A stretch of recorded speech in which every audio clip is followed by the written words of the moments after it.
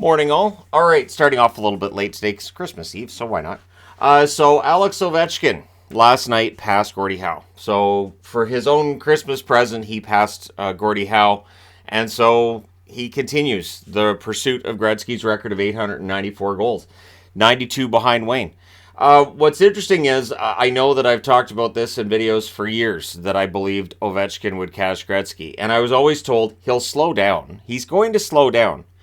He has to slow down. All players slow down, and he'll probably retire when he's 36 or 37 years old because he's made a lot of money. And he has. But when he signed that extension through 2026, it basically locked in that he was going to pass 99's record.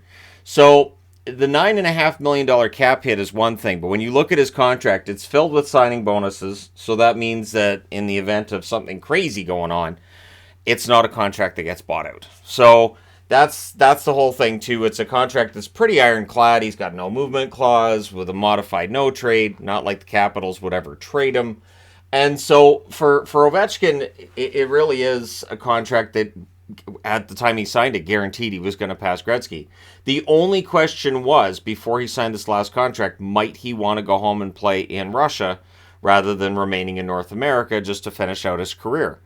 We've seen players before who have gone home to play in Europe rather than remain in North America. So when he came over to play in 05-06, this is of course after the lockout took out the 04-05 season, or that would have been his rookie year.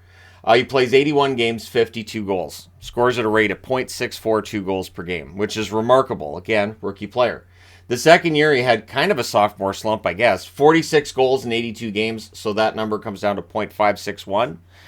Then his third year was his best year, goal scoring wise in the NHL. 65 goals in 82 games, an amazing rate of .793 goals per game. The following season, 56 goals in 79 games, a rate of .709.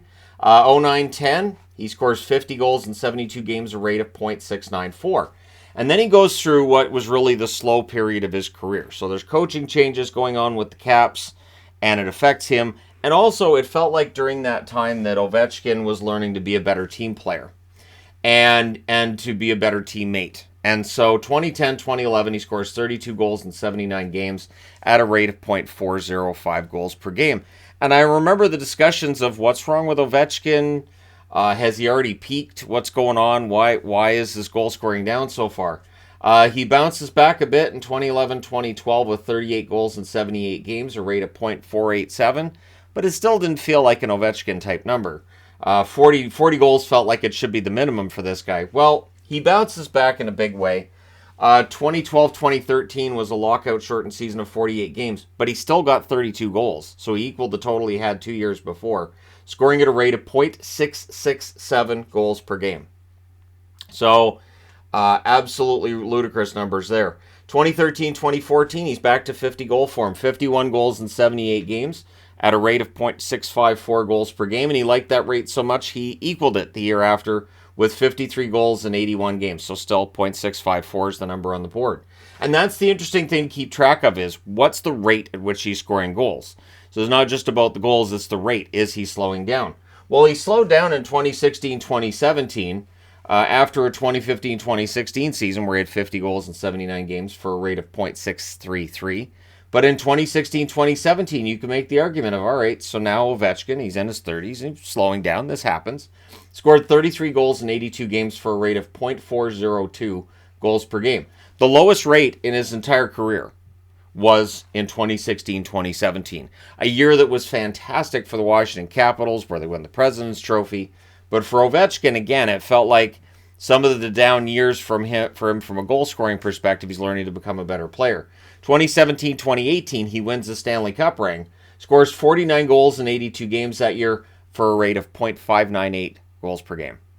So his rate, goes up quite a bit. And then it goes up again in 2018-2019, where he had 51 goals in 81 games for a rate of .630. 2019-2020, 48 goals in 68 games for a rate of .706, which is the first time he'd been above .70 since 08-09. So again, this is a period where players are slowing down, right? This is where players are falling off. And, well, he's in his mid-30s now, so he's not going to score at the same rate he did before. You can't expect the same numbers. 2020-2021, 24 goals in 45 games for a rate of .533. So again, the rate at which he's scoring drops off a bit, right? You're down to .533, the lowest number since that .402. But every time we expect that drop off to happen, he comes back up. 2021, 2022, and 77 games, 50 goals, .649 is the rate there. And so, yeah, he bounces right back. This year, his scoring is down from last year. He has 22 goals in 36 games, a rate of .611 goals per game. At that rate, it'll take roughly 150 games for him to pass Gretzky. A little less than 2 seasons of actual games being played, and he passes Wayne Gretzky.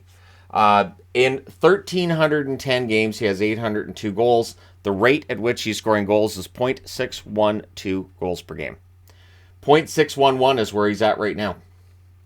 .612 is the rate throughout his career. So we will again hear the arguments in the comments underneath this video about how he's going to slow down. He's not likely to pass Gretzky because he's going to slow down, but he hasn't. And every time he has slowed down, whether it's here when he's in his 20s, here in his 30s, he has jumped right back up when it comes to the goals. We can have the argument about empty net goals and all of that fun stuff. Sure, we can have the argument about how pretty they are. I've seen the argument that, well, they're all from the same spot. And I've said in videos before, I find it more impressive that a player can have a spot where he scores the goals from and people can't stop him.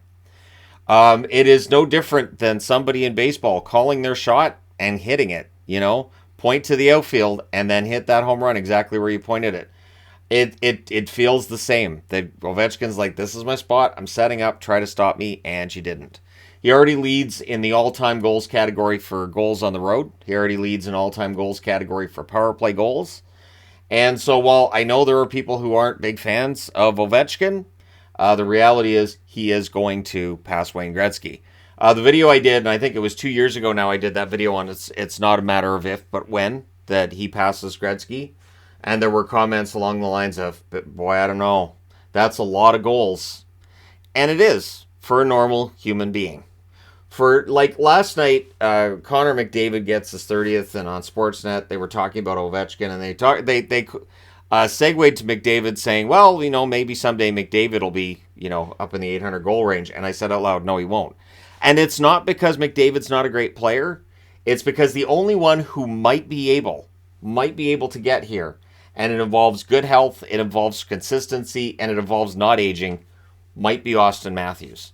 And with Austin Matthews, the interesting thing too is that when he has a bit of a downbeat, people are like, see, he's not going to be another big star player.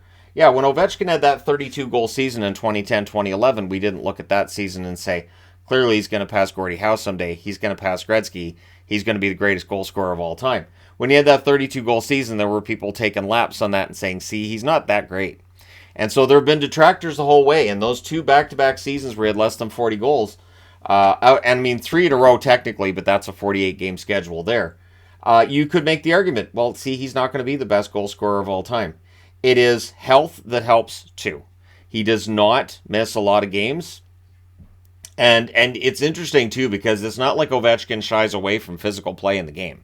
And it's not like Ovechkin doesn't take hits, but he's built like a brick house. The guy just keeps getting stronger as he gets older. And you kind of have to as you get older. You kind of have to get stronger. You have to get better in your conditioning each year to be able to produce like this. At 37 years of age, he is still producing goals at a rate that normally players aren't by the time they hit 30. So it's a remarkable story. I do expect him to pass Gretzky. I know that there were people when he hit 800 that were like, well, where's the video? Well, here's the video now.